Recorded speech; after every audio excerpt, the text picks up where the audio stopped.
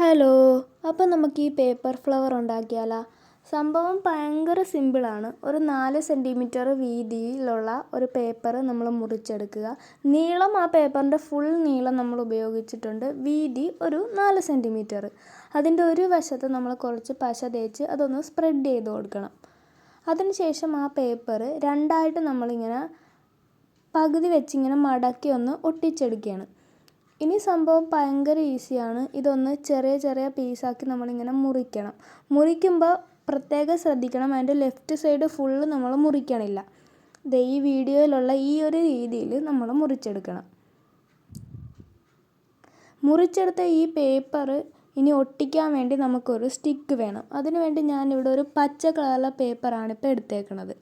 അത് ഈ വീഡിയോയിലുള്ള ഈ രീതിയിൽ നമ്മളൊന്ന് മടക്കിയെടുക്കണം.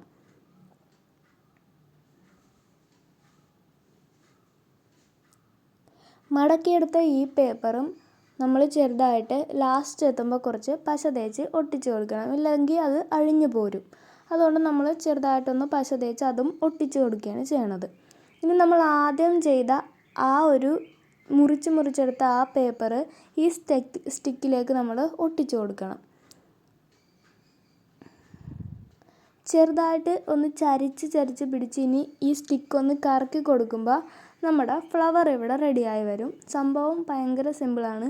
എല്ലാവരും ഒന്ന് ട്രൈ ചെയ്ത് നോക്കണേ.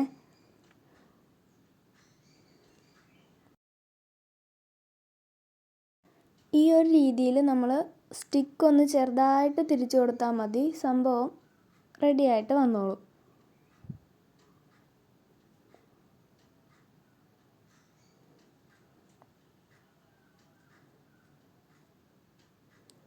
ലാസ്റ്റ് നമ്മൾ കുറച്ച് പശ കൂടി തേച്ച് അതൊന്ന് ഒട്ടിച്ചെടുക്കണുണ്ട്.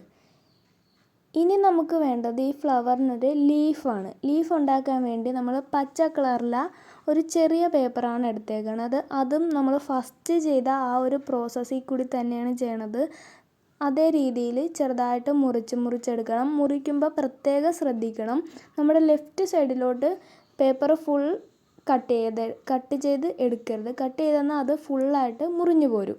അപ്പോൾ ആ ഒരു രീതിയിൽ അത് കട്ട് ചെയ്യാതെ നമ്മൾ ആദ്യം ചെയ്തതുപോലെ തന്നെ മുറിച്ചെടുക്കണം.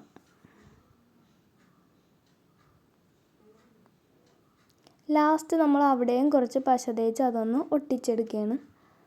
സംഭവം നമ്മുടെ ഫ്ലവർ റെഡിയായി. അപ്പോൾ എല്ലാവരും ഒന്ന് ട്രൈ ചെയ്ത് നോക്കണേ.